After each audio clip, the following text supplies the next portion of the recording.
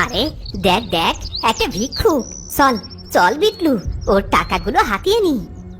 হ্যাঁ হ্যাঁ, চল চল, ওর থালায় তো দেখছি ভালোই টাকা আছে। সাহায্য করুন, আমাকে 2 টাকা দিয়ে সাহায্য করুন। আমাকে 2 টাকা দিলে 200 টাকা পাবেন। যে যা পারেন তা দিয়ে সাহায্য করুন। শুনেছিস বাবলা, ভিক্ষুকটা কি বললো? আরে হ্যাঁ রে হ্যাঁ, সবই শুনেছি। চল মজা নেওয়া যাক, তবে তার আগে আমাকে 2 টাকা ধার দে। সবের মধ্যে আবার টাকা ধার চাচ্ছিস কেন? আরে এত কথা না বলে দে তো, তোকে একটু পরে 10 টাকা দিচ্ছি। তুই দেখছি আমাকেও বোকা বানাচ্ছিস বাবলা। আরে ভাই দে না, টাকাটা দিয়ে দিচ্ছি তো। বিটলু তার পকেট থেকে 2 টাকা বের করে বাবলার হাতে দেয়। বাবলা টাকাটা নিয়ে ভিখারির থালায় দান করে। এই নিন ভিখু আঙ্কেল, 2 টাকা নিন। বেঁচে থাকো বাবা, বেঁচে থাকো, তোমাদের জন্য দোয়া করি। ধন্যবাদ ভিখু আঙ্কেল। আরে বেটা, পরে ধন্যবাদ দিস। নে এবার গুলে গুলে 200 টাকা নিয়ে নে। এ কি করছো বাবা? আমার টাকা তোমরা কেন নিচ্ছ? রেখে দাও বলছি, রেখে দাও। তোমার টাকা কেন আমরা নেব? আমরা তো আমাদের ভাগের টাকাই নিচ্ছি। তোমাদের টাকা মানে? তোমাদের টাকা কি করে হয়? তোমরা তো মাত্র 2 টাকা দিয়েছো। এই যে নিয়ে নিলাম আমাদের 200 টাকা। তুমি তো বলেছিলে 2 টাকা দিলে 200 টাকা দেবে, তাই তোমার কথা মতোই 2 টাকা দিয়ে 200 টাকা নিয়ে নিলাম। এই বিটলু চল বাড়ি চল। এই চোর, চোর আমার টাকা নিয়ে চলে যাচ্ছে, চোর। ভিখারির কথা শুনে কয়েকটা লোক বাবলাকে ধরে নিয়ে আসে। এই বেটা, ভিখারির টাকা চুরি করেছিস কেন? দে ওর টাকা ফেরত দে। কি বলছেন কাকু? আমি কেন ওর টাকা চুরি করব? সে আমাকে বলেছে 2 টাকা দিলে 200 টাকা পাবো। কি ভিকু কাকু, এ কথা বলেননি আপনি? আপনি কি সত্যি এই কথা বলেছেন? হ্যাঁ বাবা বলেছি, তবে দেখেছেন কাকু, সে হ্যাঁ বলেছে, তাই আমি তার কথা মতো 2 টাকা দিয়ে 200 টাকা নিয়েছি। বলুন, এটা কি চুরি হলো? না তো, তুই তো ঠিক কথাই বলেছিস। এই বেটা ভিখারি, তুই মানুষকে যদি কখনো মিথ্যে অপবাদ দিস, তোকে এই গ্রাম ছাড়া করে দেব। এরপরে সবাই চলে যায়। ভিখারি তার কষ্টে 200 টাকা হারিয়ে কাঁদতে থাকে। কি হয়েছে ভিখারি আঙ্কেল, আপনি গাছের নিচে বসে কান্না করছেন কেন? আর বলো না, সব জায়গায় আমার দুঃখ। খোদা আমার কপালে এই বুঝে লিখে রেখেছে। আল্লাহ যা করে আমাদের সবার মঙ্গলের জন্যই করে। হয়তো সামনে আপনার জন্য আরো ভালো কিছু অপেক্ষা করছে। ভালোর জন্য? আমার ভালোর জন্য কিছুই নেই গো মা। আজ 2টো ছেলে আমার ভিক্ষে করা 200 টাকা ছিনিয়ে নিয়ে গেছে। তুমি জানো না কত কষ্টে আমি ওই টাকা পেয়েছিলাম। এখন আমি কি খাবো, কি খেয়ে বেঁচে থাকবো? ও তাহলে এই কথা। আচ্ছা, আপনি আমাদের বাড়ি চলুন, আমার মা আজ মুরগির ঝোল রান্না করেছে। ভিখারিকে নিয়ে সেতু তার বাসায় যায়। সেতু তার মাকে ভিখারির কথা খুলে বলে। ও তাহলে এই কথা। আচ্ছা সেতু, তুই তাকে নিয়ে বস, আমি খাবার নিয়ে আসছি। সেতুর মা ভিখারিকে খাবার খেতে দেয়। ভিখারি পেট পুরে খেয়ে নেয়। আজ তাহলে আসি মা। হ্যাঁ আঙ্কেল, আবার আসবেন কিন্তু। হ্যাঁ ভাই, যখন আপনার খিদে পাবে তখনই চলে আসবেন। ভিখারি চলে যায়।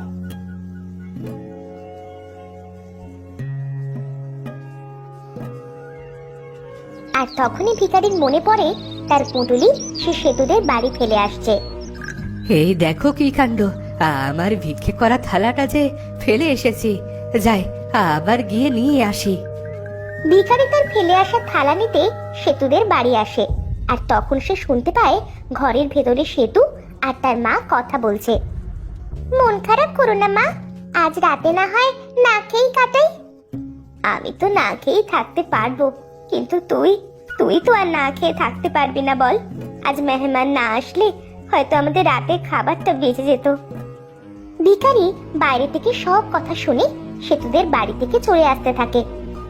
হায় খোদা, এরা তো দেখছি দিন আনে দিন খায়। একেবারে আমার মতোই অবস্থা। আমাকে তাদের রাতের খাবার খাইয়েছে, আর এখন রাতে তারা উপোস করে থাকবে। এদের জন্য কিছু করতে পারলে নিজের কাছেই ভালো লাগতো। পরের দিন ভিখারি একটা গাছের নিচে বসে ভিক্ষা করছিল। কি গো কাকু, আজ কেমন রোজগার হলো? তা তোমরা তোমরা আবার এসেছো? যাও বলছি, যাও। বাবলাকে তো কাল 200 টাকা দিলে, আজও কি 2 টাকায় 200 টাকা পাবো? তোমরা আমার সাথে অন্যায় করেছো, যাও ভাগো, ভাগো বলছি। ভিখারির সাথে আবার অন্যায়? ভালোই ভালোই আজকে চাঁদাটা দিয়ে দাও, নয়তো কালকের মতোই হাল করব তোমার। চাঁদা? কিসের চাঁদা? ওরে বাবা, আমাদের এলাকায় ভিক্ষে করবে আর আমাদের চাঁদা দেবে না, তা কি করে হয়? এই কথা বলে তারা ভিখারির সব টাকা ছিনিয়ে নেয়। ভিখারি চোর চোর বলে চিৎকার করলে কয়েকজন লোক চলে আসে। আরে এখানে হচ্ছেটা কি? দেখুন না কাকু, আমরা এদিক দিয়ে যাচ্ছিলাম, আর তখনই এই ভিখারিটা আমাদের সব টাকা ছিনিয়ে নিয়ে ওর থালায় রেখে দিয়েছে। ভিখারি চোর, মার মার ওকে, মার। ভিখারিকে মেরে তারা চলে যায়। আজও সেতু ফেরার পথে ভিখারিকে গাছের তলায় শুয়ে থাকতে দেখে। কি হয়েছে আঙ্কেল? আপনার সারা শরীর দেখছি রক্তে রক্তাক্ত হয়ে আছে। ও তেমন কিছু না, ওই দুষ্ট ছেলে দুটো আজও আমার টাকা ছিনিয়ে নিয়ে এই হাল করেছে। ইস, চলুন আঙ্কেল, আমাদের বাড়ি চলুন। ভিখারিকে নিয়ে সেতু তাদের বাড়ি আসে। এরপরে সেতু আর সেতুর মা ভিখারির হাত পা কাপড় দিয়ে বেঁধে দেয়। শোন সেতু, লোকটার অবস্থা বেশ ভালো নয় মনে হচ্ছে রে। আমি আমাদের এই বাড়ির দলিল মণ্ডল মশাইকে দিয়ে কিছু টাকা নিয়ে আসি, তারপরে ডাক্তার নিয়ে লোকটার চিকিৎসা করাবো। ঠিক আছে মা, তুমি যা ভালো মনে করো। ভিখারি পাশের রুম থেকে সেতু আর সেতুর মায়ের সব কথা শুনে ফেলে। হায় খোদা, পৃথিবীতে এদের মতো মানুষ আছে বলেই এখনো পৃথিবী ধ্বংস হয়নি। আঙ্কেল, আপনার দেখছি জ্ঞান ফিরেছে। তা আঙ্কেল, আপনার পরিবারে কি কেউ আছে? পরিবার? পরিবার বলতে সবকিছুই ছিল, কিন্তু তা আজ অতীত। কি সেই অতীত আঙ্কেল? আমি আজ ভিখারি হলেও আগে আমি ভিখারি ছিলাম না।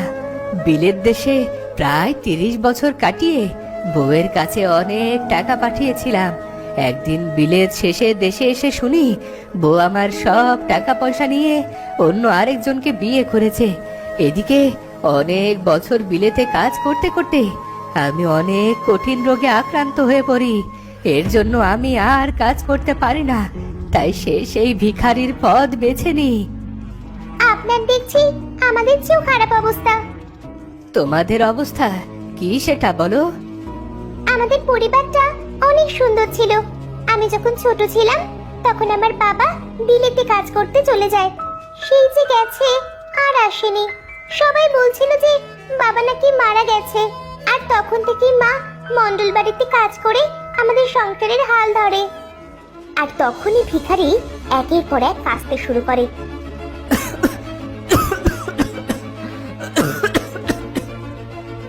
কি হলো? আপনি কাশছেন কেন? আমার মনে হয় আগের রোগটা আবার বেঁকে বসেছে। আপনি অপেক্ষা করুন, আমি এক্ষুনি ডাক্তার নিয়ে আসছি। সেতু ভিখারির অবস্থা কঠিন দেখে ডাক্তার আনতে চলে যায়। এদিকে আমার থাকাটা একেবারে ঠিক হবে না। আমি এদের আর কষ্ট দিতে চাই না। আমার এখনই এখান থেকে চলে যাওয়া উচিত।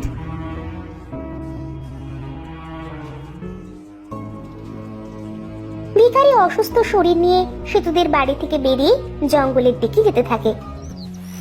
যেতে যেতে সে একসময় নদীর ধারে চলে আসে। না, আমি আর পারছি না। আমি আমি আর বাঁচতে চাই না এভাবে। এর সমাপ্তি আমাকে এখনই করতে হবে। ভিখারি নদীতে ঝাঁপ দিয়ে মৃত্যুর কথা ভাবে। সে নদীর কাছে যায়, আর তখন তার পায়ের কাছে একটা বোতল ভেসে আসে। আরে, এটা তো অনেক সুন্দর বোতল। ইস, এটা যদি সেতুকে উপহার দিতে পারতাম।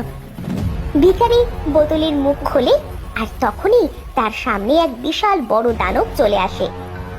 কে কে আমাকে 7 বছর পর মুক্ত করলো? কে কে সে? আমি আমি এক সাধারণ ভিখারি, কিন্তু আপনি কে? আমি এক অভাগা জিন, যে নিজের একটা ভুলের কারণে এই পৃথিবীতে বন্দী হয়েছিলাম, কিন্তু তুমি আমাকে মুক্ত করলে। বলো বলো, তোমার কি চাই? আমি তোমার 3টি ইচ্ছে পূরণ করব। শেষ জীবনে নিজের জন্য কিছুরই প্রয়োজন নেই, কিন্তু সেতু ওর জন্য চাইতে পারলে মরেও শান্তি পাবো। বলো বলো, তোমার 3টি ইচ্ছে বলো ভিখারি। আমার প্রথম ইচ্ছে হলো সেতুর বাবাকে তার কাছে ফিরিয়ে দাও। হয়ে গেছে, সেতুর বাবা ফিরে এসেছে। সেতু, সেতু কোথায় তুই? তাড়াতাড়ি এদিকে আয়, দেখে যা মা, তোর বাবা ফিরে এসেছে। বাবা! আমার লক্ষ্মী সোনা সেতু। হ্যাঁ ভিখারি, এবার তোমার দ্বিতীয় ইচ্ছের কথা বলো। আমার ইচ্ছে শেষ হলে কোনো কষ্ট ছাড়া মৃত্যু দিও, যাতে কেউ আমার লাশ আর খুঁজে না পায়। হয়ে যাবে, এবার তোমার শেষ ইচ্ছে বলো। সেতুর মনে যে প্রথম আশা রয়েছে সেটা তুমি পূরণ করে দাও। ওর মনের প্রথম ইচ্ছাটা তুমি পূরণ করে দিলে আমার মনেও যে শান্তি আসবে। শেষ, দ্বিতীয় ইচ্ছে অনুযায়ী এবার তোমার মৃত্যুর পালা। দানব তার জাদু শক্তি দিয়ে ভিখারিকে ভস্ম করে দেয়, আর দানবও হাওয়ায় মিলিয়ে যায়। বাবা, আজ আমি অনেক খুশি। ভিক্ষুক আঙ্কেল, কোথায় তুমি? ফিরে এসো, দেখে যাও, আমার বাবাকে দেখে যাও। ভিখারির শেষ ইচ্ছে পূরণ হলো, এবার আমি দায় মুক্ত। আর সাথে সাথে সেতুদের বাড়ির সামনে ভিখারি আবার এসে পড়ল। বাবা, মা, ওই দেখো ভিক্ষুক আঙ্কেল। তো বন্ধুরা, ভিডিওটি কেমন লাগলো? যদি ভালো লাগে চ্যানেলটি সাবস্ক্রাইব করে বেল আইকনটি বাজিয়ে দিও। দেখা হচ্ছে পরের ভিডিওতে। ধন্যবাদ।